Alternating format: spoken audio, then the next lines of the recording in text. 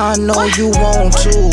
It's alright, we could do different things, whatever you like. Trust that I'ma hold it down. No switching sides, ain't no doubt I can't stop. It's the hustle and the grind. Yeah, I know you want to. Only if you right, we be switching lanes, we be swerving left to right. Trust that I'ma hold it down. No switching sides, ain't no doubt I can't stop. It's the hustle. Hey everyone, it's Daryl from Gifted, back with another Gifted music video. In today's video, we here with my God, Rah Macc, they know. Okay, so you already know we always start from the beginning, and we always got to get a touch on like where our artist is from. So where you from? Brooklyn, East New York.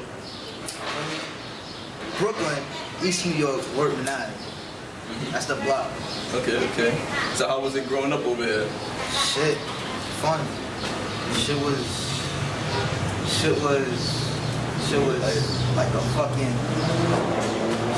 shit, like a island. Like shit, just our own little island. Word. What made it fun? Like, what's some of the experiences that you said that you would say like it was fun around here? What's some shit that you experienced out here that a typical person that's not from here wouldn't experience? It's family. It's all it's a community. It's like it's like you grew up with these people. You know they mamas, you know they grandma, you know they uncles, aunties, they cousins, and from other states and summertime lit. Yeah. You feel me? It's family. Nah, that's a fact. That's a fact. Cause I'm in tune with like all the East New York artists or whatever. The wavy thing about like East New York artists is that y'all all stand together. As far as Paparazzi Pop, you, Ace, everybody. As far as like the whole East New York movement and everything, like y'all all stand together. That's definitely wavy. So right now we're gonna get into like how was like your household structure like growing up. So how was it like in your house? Moms, pops around? Like how was your setup? Growing up, I ain't have a father, but I ain't have my biological father. So my dad went to jail at like 2, when I was like 2. You feel me? So I just I've been with my mom. That's it. Like I got my little brother father basically raised me. Okay. And my uncle. That's the only male figure, like closest thing to a father figure I had in my life. So that's about it. That's as far as my family. I got 2 little siblings. I'm the big dog, so yeah, I'm the man of the house. So with your father's situation, that basically like had to force you to step up and be like the man of the house and shit at a young, early age. Yes, sir. So that leads us to the next questions and shit. I see like you a street rapper. What got you involved in the streets? So like, what got you involved in street life? The streets. It was more like, I've been on track. I've been doing what I gotta do. Graduated high school, you know. Nah, that's what's up. Went to college. It's just like, I'm in the streets. It's just like people are, you from that side, you from that side, so yeah. Stay in my lane. Nah, that's real shit, because a lot of people wouldn't know. A lot of people on the outside looking in and shit will look at us as like, yo, we just gang bang and we get it in, but not.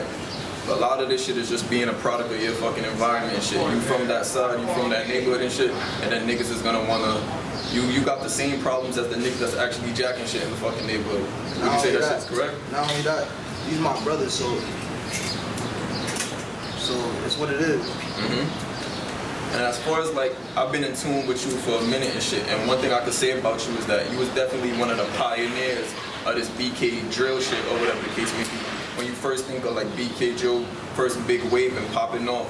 So I would say, who else would you consider, how was it being a BK drill pioneer? How is it? How is it? And part B, I guess you can answer part B. Who are the other BK pioneers to you? So who were the BK pioneers in your era? Alright, so the BK pioneers in my era, I felt like was Paparazzi Pop. Yeah, definitely. Shout out to him. You know, Rico Baller. Okay. King Bimo. Okay. Static.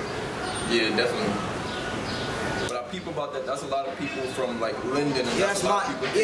Yeah, that's who I'm looking at, you feel me? But yeah, you right. Yeah, you right. Curly Sav, Dada, Bambino. That's a fact. Fucking You said Bambino? Bambino. I said as far as the pioneer fact. Yeah, the niggas that put on. That niggas that put on for the thing. Fact. So Roddy and Bobby. Yeah, definitely. Roddy and Bobby, I say. They so much pioneers, we don't even gotta say it. You can't mention Brooklyn without saying Roddy and Bobby. Yeah, that's most definitely a fact. Yeah, I say that. But that's pretty much it at the time where we dropped that Nightmare on Workman Ave. That was it. Yeah. That's who I listened to. That's a fact. And a lot has changed in the sense of like BK Drill now versus then. What's some differences that you could say about BK Drill when in your era versus how it is now, if there's any differences? Say that again? So what's some of the differences between BK Drill when y'all guys was coming up to versus BK Drill now, if there's any differences? The difference when we was doing drill was more authentic. It was more real. It wasn't just talking. So you feel like a lot of the shit is kind of like more cap or like more fraudulent? Yeah, and just everybody just rapping nowadays is watered down? It's out of it. Nah, that's a fact. And a lot of shit is going on with the culture, specifically like rappers dying like at a rap. It's not out of here. It's not out of here. Drill rap is not out of here. It's like certain people is out of here for. Yeah. That's most definitely a fact.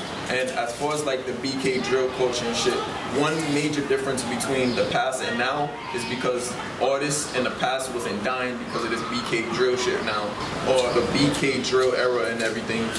And in the sense of like what rappers dying and shit, one difference that I could definitely say is from like our era and like y'all guys being in the first wave, nobody really died from this shit now. What's the reason why you feel like rappers are dying like at a rapid rate now versus back then when you and Pop and Bam was coming up? The difference is now, it's no different. Because people been dying. Yeah. But it's just now, a lot of people's words probably catching up with them. I don't really know. Yeah. A lot of work, it could be anything. It could be many reasons. People say the wrong thing. Nah, that's definitely a fact.